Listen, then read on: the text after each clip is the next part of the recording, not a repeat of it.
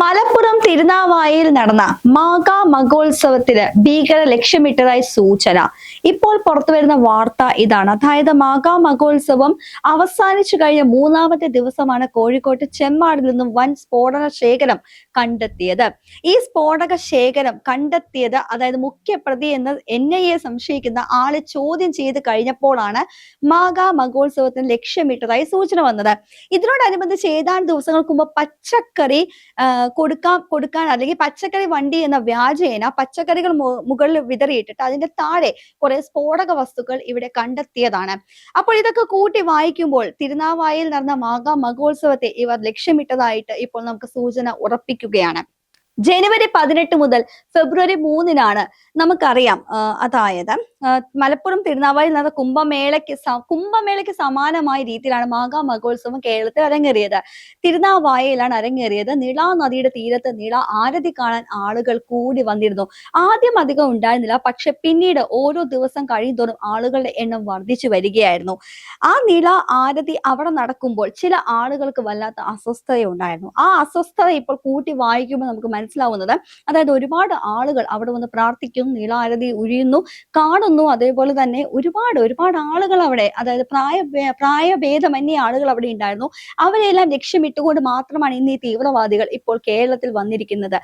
പക്ഷേ ഇവിടെ മലയാളം സംസാരിക്കുന്ന പാകിസ്ഥാനികൾ എന്ന് നമ്മൾ നേരത്തെ വിശേഷിപ്പിച്ചിട്ടുണ്ട്. പക്ഷെ അവരാരും അംഗീകരിക്കുകയില്ല. കാരണം കേരളം ഒരു തീവ്രവാദത്തിന് ഹബ്ബായി മാറിയോ എന്ന് പലർക്കും സംശയമുണ്ട്. പക്ഷെ ഇതെല്ലാം കൂട്ടി വായിക്കുമ്പോൾ കേരളം തീവ്രവാദത്തിന്റെ ഹബ്ബ് തന്നെയാണ്. കാരണം പല പ്രശ്നങ്ങളും ഇവിടെ കേരളത്തിൽ തന്നെ ഉണ്ട്. കാരണം കേരളത്തിൽ ഒരുപാട് ആളുകൾ, അതായത് കൃത്യമായിട്ടുള്ള രേഖകളില്ലാതെ, ആധാർ കാർഡ് ഇല്ലാതെ, ബാങ്ക് അക്കൗണ്ട് പോലും ഇല്ലാതെ, പാസ്പോർട്ട് പോലും ഇല്ലാതെ, ഒരു വോട്ടർ ID പോലും ഇല്ലാതെ ഇവിടെ ഒരുപാട് ആളുകൾ ജീവിക്കുന്നുണ്ട്. കാരണം റോഹിംഗ്യയിൽ നിന്നും അതേപോലെ ബംഗ്ലാദേശിൽ നിന്നും വന്ന് കുടിയേറി പാർത്ത പല ആളുകളുടെയും ഷെൽട്ടറാണ് ഇന്ന് കേരളം. പക്ഷെ ഇതൊന്നും ആരോടും പറഞ്ഞിട്ട് വലിയ കാര്യമില്ല. കാരണം എന്താണെന്നറിയോ? കാരണം ഇത് രാഷ്ട്രീയ പ്രീണനം, അതായത് പ്രീണന രാഷ്ട്രീയത്തിന് വേണ്ടിയിട്ട്, വോട്ട് ബാങ്കിന് വേണ്ടിയിട്ട് കേവലം പ്രവർത്തിക്കുന്ന ഇവറ്റകളോടൊന്നും സംസാരിച്ചിട്ട് ഒരു കാര്യമില്ല. കാരണം കേരളത്തിന്റെ അങ്ങോളം ഇങ്ങോളം പലയിടത്തും ഛിന്ന ഭിന്നമായി പൊട്ടിത്തെറിച്ച് കുറെ ആളുകൾ ചാകുമ്പോൾ മാത്രമാണ് ഇവിടെയുള്ള പ്രബുദ്ധ മലയാളികൾക്ക് മനസ്സിലാവുകയുള്ളൂ കേരളം എന്ന സംസ്ഥാനം തീവ്രവാദികളുടെ കുത്തകയായി മാറിയിരിക്കുന്നു, അല്ലെങ്കിൽ ഹബ്ബായി മാറിയിരിക്കുന്നു എന്ന്.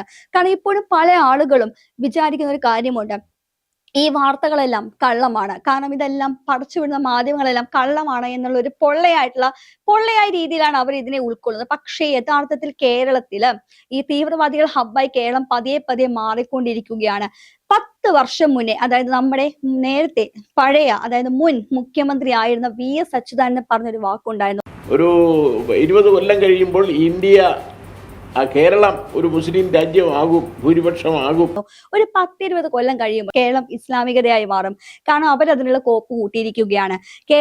കേരളം തീവ്രവാദികളെ നാടായി മാറും, ഹബ്ബായി മാറും എന്നാണ് ദീർഘവീക്ഷണം നടത്തിയ ഒരു വ്യക്തിയായിരുന്നു VS അച്യുതാനന്ദൻ സഖാവ്, കറകളഞ്ഞ സഖാവ്. ആ സഖാവ് മരിച്ചതോടുകൂടി അവസാനത്തെ സഖാവ് നമുക്ക് നഷ്ടമായിരിക്കുന്നു.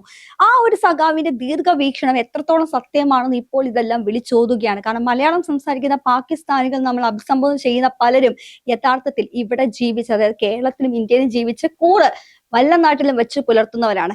ഓർത്തോളൂ, സൂക്ഷിച്ചോളൂ. ഇല്ലെങ്കിൽ നമ്മുടെ ദില്ലിയില് സ്ഫോടനം നടന്ന പോലെ, ദില്ലിയിലെ ചെങ്കോട്ടയ്ക്ക് മുന്നിൽ സ്ഫോടനം നടന്ന പോലെ ഇവിടെ കേരളത്തിലും അങ്ങോളം ഇങ്ങോളം ഛിന്ന ഭിന്നമോ പൊട്ടിത്തെറിച്ച് ചാകും. കാരണം ആളുകൾ കൂടിയിരിക്കുന്ന സ്ഥലങ്ങളാണ് ഇവർ നോട്ടമിടുന്നത്.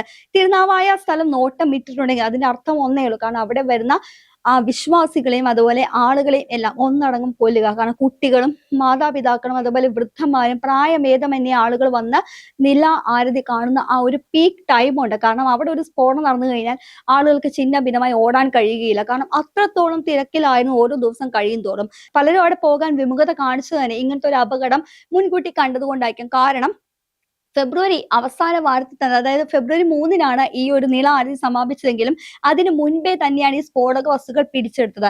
ആ സ്ഫോടക വസ്തുക്കൾ ആ റൂട്ടിലേക്ക് തന്നെയാണ് കൊണ്ടുപോയത്. കാരണം ആദ്യം വണ്ടി തടയാൻ ശ്രമിച്ചു കഴിഞ്ഞപ്പോൾ, നിർത്താൻ പറഞ്ഞപ്പോൾ അവരെ നിർത്തിയില്ല.